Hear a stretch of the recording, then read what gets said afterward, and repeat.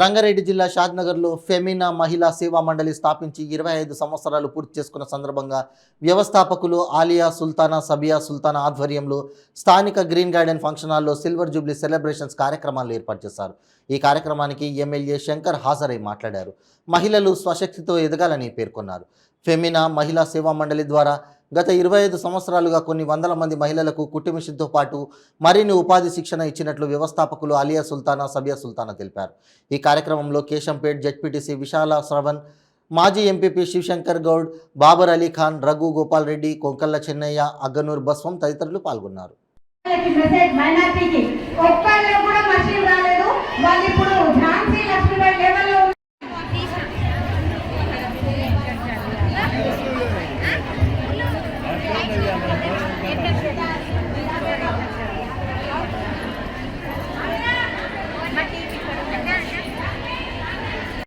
చుట్టుపక్కల గ్రామాల నుండి పిలిపించి షాద్నగర్ లో ఇచ్చినారు. మా వాళ్ళకి మెసేజ్ వచ్చింది, మా వాళ్ళకి ఇవ్వలేదు. కాబట్టి ఈ రోజు తిరుగుబడ్డ రిజల్ట్ ఇది. తప్పకుండా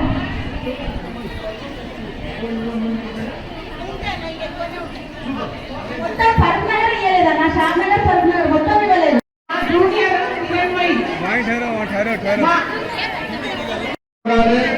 శంకరన్న కూడా కాంగ్రెస్ పార్టీ కూడా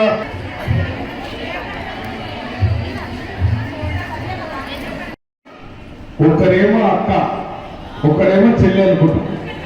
ఇద్దరు మా చెల్లెళ్ళే సోదరి భావంతో మెలిగే వాళ్ళ మాతో నేను చాలా సంతోషం. సమాజంలో అందరూ స్వార్థంతో పనిచేస్తారు, నిస్వార్థంగా పనిచేస్తున్నారు ఇద్దరు సోదరులు కాబట్టి చాలా గర్వంగా ఉంది. మరి కింద మహిళా సేవా సంఘాన్ని ఏర్పాటు చేసి ఎవరి మీద ఆధారపడకుండా, ప్రభుత్వాల మీద ఆధారపడకుండా, కుటుంబ సభ్యులకు భారం కాకుండా ఈ శిక్షణ శిబిరము ఏర్పాటు చేసి ఇంత పెద్ద ఎత్తున ఇలా ఎమ్మెల్యేలు కానీ ఎంపీలు కానీ మంత్రులు కానీ ఓట్లేసి దండుకుంటారు, పదవులు భోగభాగ్యాలు అందరిస్తారు. కానీ ఇటువంటి మహిళలకు సాయం చేసే నాయకుడు ఎవరు లేరు కాబట్టి చాలా సంతోషపడుతూ ఉన్నాం.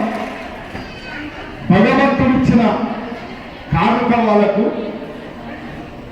మనమందరం మీరందరూ కూడా కష్టపడకుండా మీ స్వయం ఉపాధి ఒక దాంట్లో ఏ వృత్తిలైనా, ఒక టైలరింగ్లో కానీ, ఒక చిన్న చిన్న అల్లకలలో కానీ ఎన్నో వృత్తులు ఉన్నాయి. ఆ వృత్తులలో ఈరోజు మన నైపుణ్యత కొద్ది మన బతుకుతున్నాం, ఎవరికి బాధపడకుండా బతుకుతున్నాం. ఇలా చాలా సంతోషపడుతున్నాం. ఈ ట్రైనింగ్ తీసుకొని మీరు ఇంతమంది కూడా ఇక్కడ వచ్చారంటే ఇవల్ల ప్రభుత్వాలు కూడా కొందరికే ఒత్తాసం అలుపుతున్నాయి. కొందరికంటే రాజకీయ నాయకులు నిజంగా ఉపాధి లేని పరిస్థితి, ఉపాధి లేని మహిళలు ఎవరున్నారని చెప్పి గ్రామాలలో కానీ పట్టణాలలో కానీ వెతికి చూడడం లేదు. ఎవరు ఒత్తాసం అలిపితే వాళ్ళకే ప్రభుత్వ స్కీములు కూడా అందుతున్నాయి. కాబట్టి అట్లాగా